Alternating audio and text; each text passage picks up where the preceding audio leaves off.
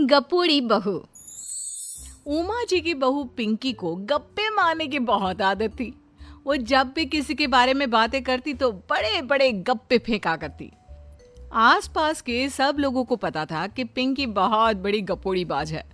लोग उसकी बात पर विश्वास नहीं किया करते थे, लेकिन हाँ, उसकी बातें सुन सुनकर हंसते बहुत थे। अरे बहू, पड़ोस वाली शर्मा जी है ना, उनकी बेटी का जन्मदिन है, तुम भी चली जाना। ठीक है मम्मी जी, ये तो बता दो गिफ्ट में लेकर क्या जाना है। अरे लेकर क्या जाना है, 250 का लिफाफा दे देना, बस काफी है। अरे मम्मी जी, अच्छा लगेगा क्या? पड़ोसी हैं हमारे, हमें कुछ बड़ा लेकर जाना चाहिए। अरे बहू, इतना काफी है। जानती हैं आप, मेरे मायके में जब पड़ोस में किसी की बर्थडे होती थी ना, तो मम्मी कुछ ना कुछ गोल्ड का ही देकर भेजती थी। पड़ोसी के बर्थडे में सोना? कैसी बातें करती हो। और नहीं तो क्या, आपकी तरह थोड़ी ना लिफाफा पकड़ा दिया। पिंकी शर्मा जी की बेटी के जन्मदिन में चली जाती है। अरे आज तो बड़ी सुंदर लग रही हो साड़ी में। जी मैं तो लहंगा पहनकर आने वाली थी, मम्मी जी नहीं मानी।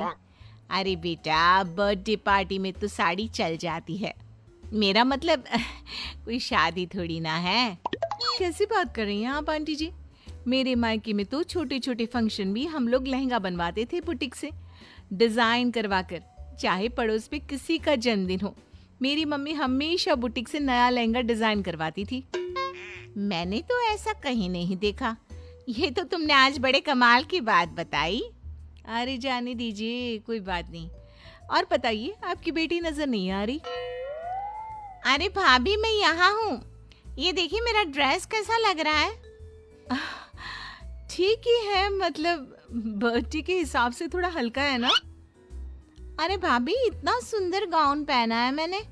मैं ना शादी से पहले अपने बर्थडे पर हमेशा जरी वाला लहंगा पहना करती थी, यही मैं तुम्हारी मम्मी को भी बता रही थी।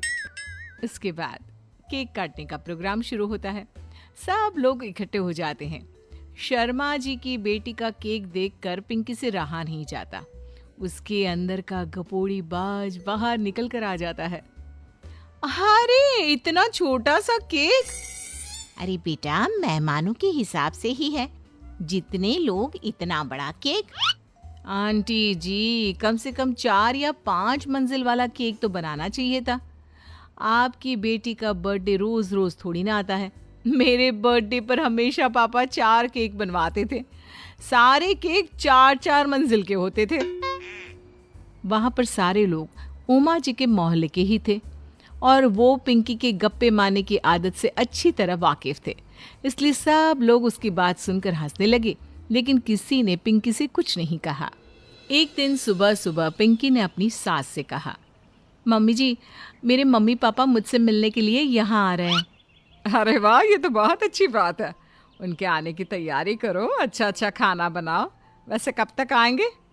मम्मी जी फ्लाइट से आ रहे हैं, कल शाम को 4 बजे की फ्लाइट है। फ्लाइट? लेकिन बेटा, तेरा मायका तो यहाँ से 2 घंटे की दूरी पर है। तेरे मम्मी पापा फ्लाइट से कब से आने लगे? अरे मम्मी जी, आपको पता नहीं है, मेरे मम्मी पापा ना आधे घंटे की दूरी के लिए भी फ्लाइट का टिकट बुक करवाती है। अरे गप्पे थोड़े कम मारा करो बहू, कोई फ्लाइट से तब आएगा ना जब यहाँ पर एयरपोर्ट होगा। तुम्हारी मम्मी क्या उड़कर आएगी घर में? अरे हाँ मम्मी जी, मैं तो भूल ही गई थी।